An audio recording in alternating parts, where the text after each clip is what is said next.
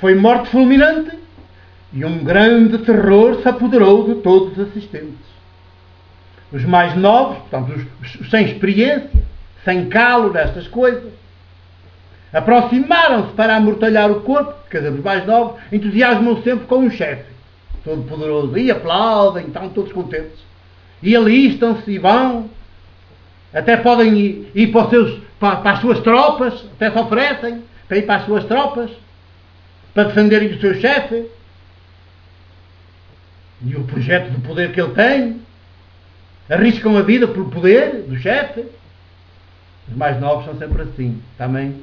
Há muita generosidade, mas às vezes uma generosidade idolátrica, absolutamente idolátrica, completamente perdida, alienada. E então, sem consciência crítica, em vez de ficarem intrigados e dizerem alto, estamos perante o quê? Que organização é esta? Em que o chefe até as suas palavras matam? Não. Logo obedientes, aplaudem e veem o cadáver, aproximaram-se para amortalhar o corpo e levar-no a enterrar. Quer dizer, a submissão total. Isto é uma vergonha. E depois diz, e cerca de 3 horas depois, o número 3 é significativo, é às 3 da tarde, em que Jesus diz que expirou. Cá estão as vítimas do poder, a expirar à mesma hora. As vítimas do poder, que é exercido em nome de um mítico Cristo, que eles ainda dizem que é também Jesus. Não, não é Jesus, não. É só o mítico Cristo.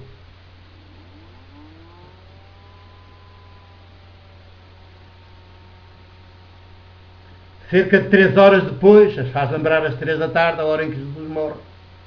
É crucificado, é morto, expira, nos dá o seu sopro, o seu espírito, e aqui é o sopro que assassina, que mata.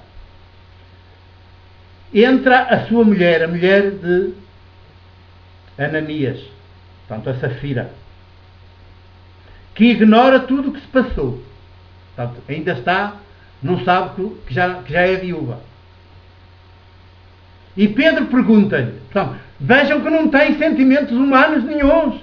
Vê a mulher chegar, quer dizer, ela, sem saber, já tinha perdido, tomando a narrativa à letra, já tinha perdido o seu marido, ainda não sabe, já é viúva, ainda não sabe. E o Pedro, em vez de estar preocupado com isso, como é normal, que quem tem um bocadinho de sentimentos humanos, mas o poder alguma vez tem sentimentos. O poder só se sente assim. Todos os outros são capazes. Escabelo dos seus pés.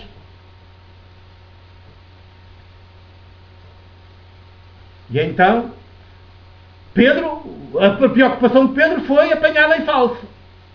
E dizer, olha lá, foi portanto que vós vendeste o terreno. E ela, como tinham combinado, os dois, coitada. Ela disse, sim, foi por esse preço. E Pedro insistiu, cá está o cruel.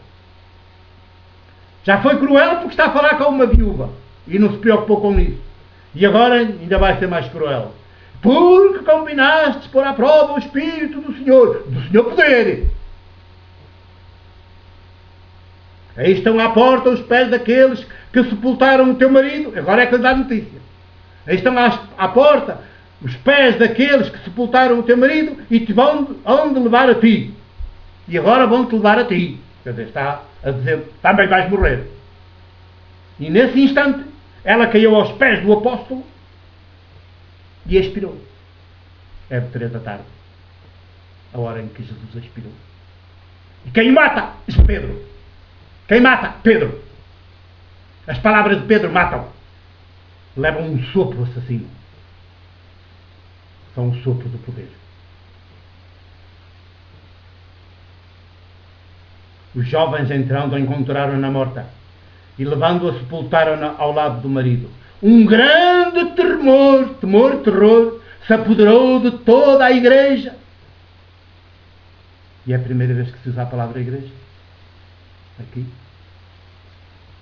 E todos quantos ouviram contar estes acontecimentos, um grande temor se apoderou. Quer dizer, criou-se a instituição do poder, terror. A igreja é aqui referida assim, como a instituição onde todos estão aterrorizados. há um chefe com poder soberano absoluto. E todos são seus súbditos. E quando é uma organização assim, todos vivem no temor, no terror. Todos são subordinados.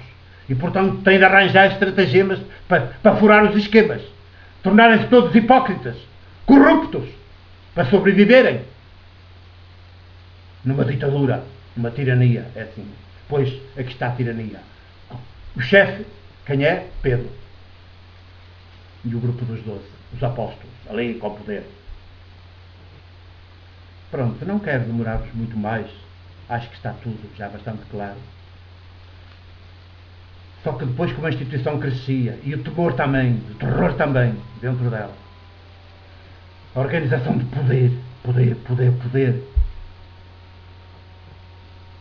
começou-se a dar mais atenção aos que eram judeus do que aos outros que eram judeus de segunda classe, que tinham nascido fora da Judeia.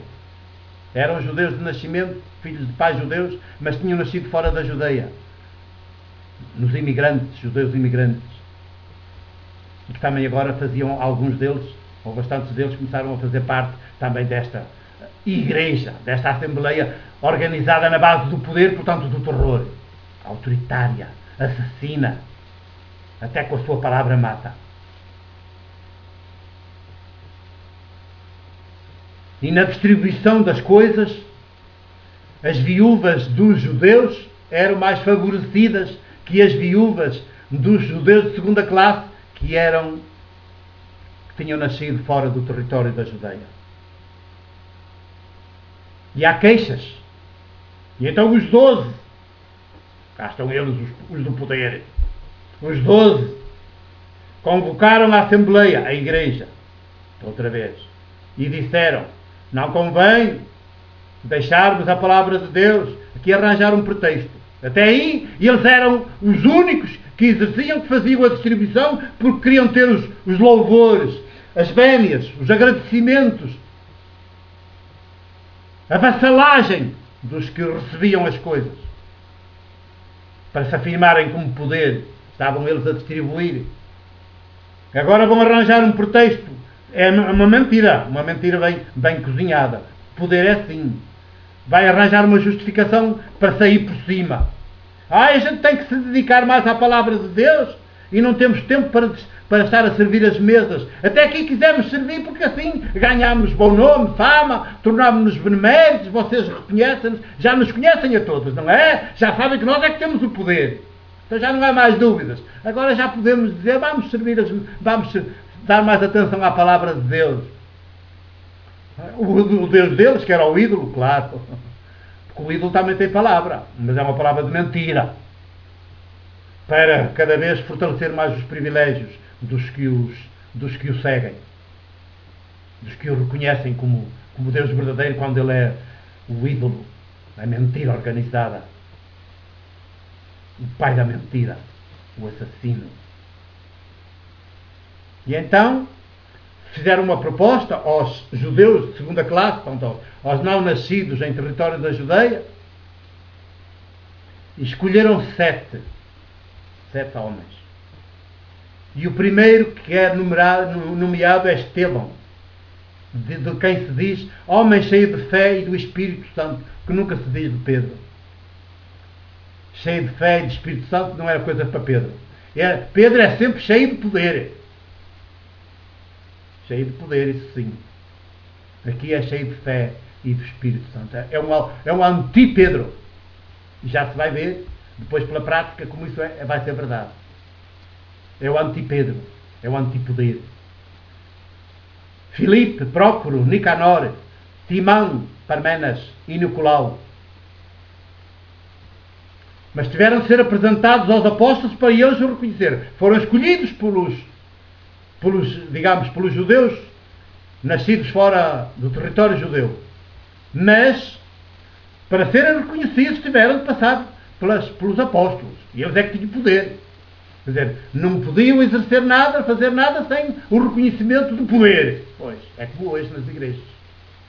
Já prosseguiremos.